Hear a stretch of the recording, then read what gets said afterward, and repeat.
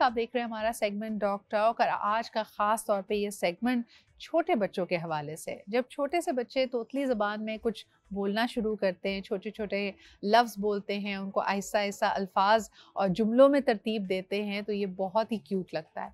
लेकिन कई बच्चे इसमें प्रॉब्लम्स भी फेस करते हैं। Now that could be because of neuro diversity या फिर कोई सर्टन डिलेज। आपको किन चीज़ों के बारे में मोहतात रहना है, पता होना चाहिए। आइए ज़रा उसको डिस्कस करते हैं। हमारे साथ मौजूद है डॉक्टर इब्राहिम यूसुफ, पीडियाट्रिशियन है and of course you are the specialist in the matter. कैसे हैं डॉक्टर इब्राहिम? अल्लाह का शुक्र। आप वेरी गुड कैसी हैं मॉर्निंग जी? To you. Thank you very much जी। अच्छा, पेरेंट्स आमतौर पे बड़े परेशान होते हैं और जैसे ही बच्चा थोड़े छोटे बैबल करना शुरू करता है, इंतज़ार में होते हैं कि ये पहला लफ्ज़ क्या बोलेगा। What is the right time, और जनरली राइट टाइम तो नहीं, what is the normal time for a child to start talking? देखिए, अगर हमारे पैरामीटर्स और माइलस्टोन्स लें तो ये 2 इयर्स तक भी जा सकता है। 2 डेढ़ साल साल के से बाद भी बोलना बच्चे का बिल्कुल नॉर्मल है। डेफिनेटली 2 साल 3 साल तक भी बोलते हैं। कुछ बच्चों की जेनेटिकली पीछे से होता है कि दे स्पीक लेट। उनके फादर, उनके ग्रैंडफादर, उनके चाचा, ये लोग भी होते हैं।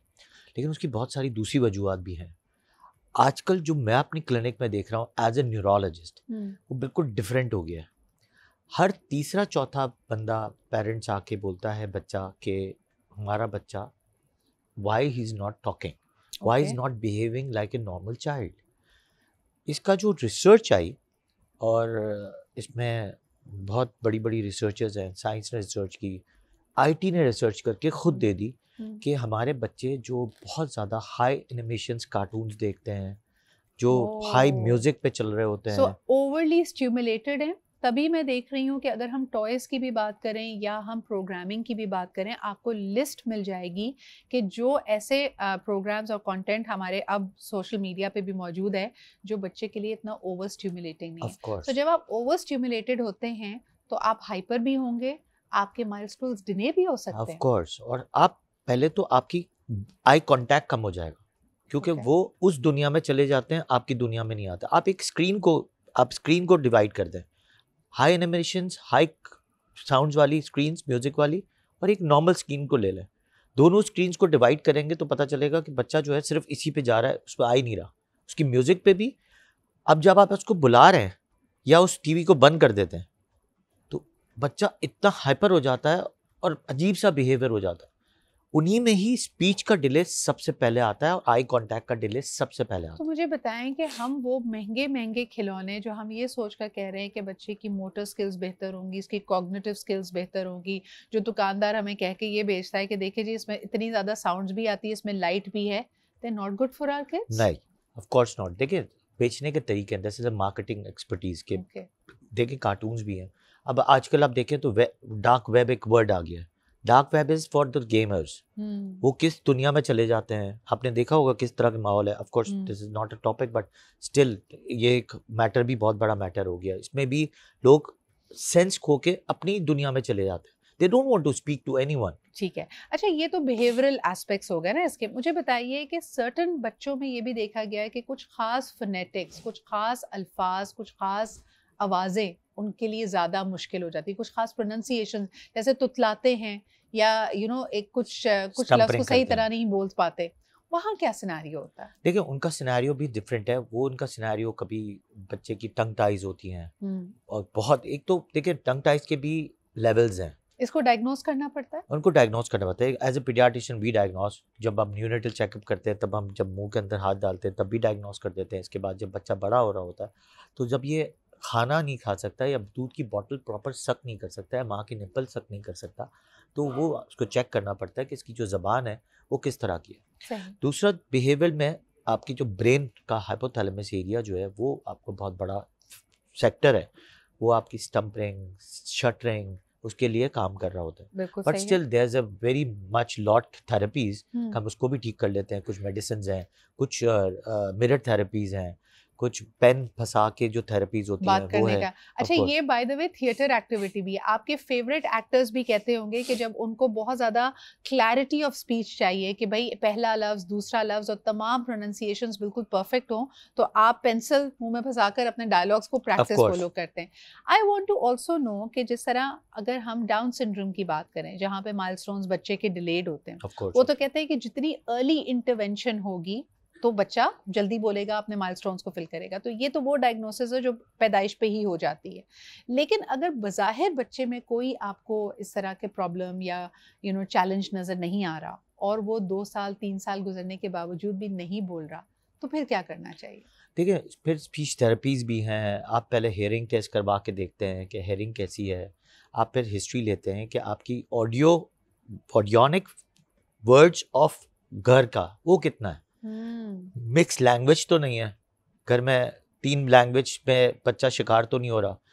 मोस्ट ऑफ द टाइम मैंने बाहर के बच्चों को ज़्यादा देखा है जो कराची से हटके जो दूसरे इलाकों में होते हैं, उस पर उर्दू भी है या तो सिंधी है या पंजाबी है, 3 लैंग्वेजेस घर में है। तो वो मिक्स लैंग्वेज में एक कचूमर बन जाता है। उसको लगता है कि यार मेरे और वो समझ सब रहा होता है। अगर आप ये नोटिस करें कि जो बच्चे देर से बोलते हैं उनको समझ सब आता जी है, बिल्कुल। वो अपनी बात इशारों में भी समझा देते हैं। वो छोट कभी कभी मुझे ये भी लगता है कि are we challenging the kids enough कि इतनी कन्वीनियंस है। अगर घर में मिसाल के तौर पे सिर्फ माँ बाप और बच्चा रह रहा है, बच्चे को बोलने की ज़रूरत ही महसूस नहीं हो रही, उसके बगैर कहे, उसके बगैर बोले हर चीज़ हाजिर की जा रही है, तो वो बोलेगा क्यों? ये ऑफ कोर्स। और इसमें ये होता है कि पेरेंट्स बात कितना कर रहे हैं, फिर लोग कितना इससे बात कर रहे हैं। अब आजकल के पेरेंट्स के हिसाब से जो जिस तरह का माहौल चल रहा है, माँ भी काम कर रही है, अब्बा भी काम कर रहा है, अगर घर पे भी काम कर रहे हैं या बाहर काम कर रहे हैं, तो कोई घर पे बात करने वाला नहीं है। उसके पास सिर्फ बात करने वाला सिर्फ और सिर्फ इसका गैजेट है। अच्छा, और गैजेट की लैंग्वेज वो सीख जाता है। जी। और इसमें कितने बच्चे तो मेरे पास आते हैं, वो अजीब अजीब की लैंग्वेज बोलते हैं। अब मेरे पास अगर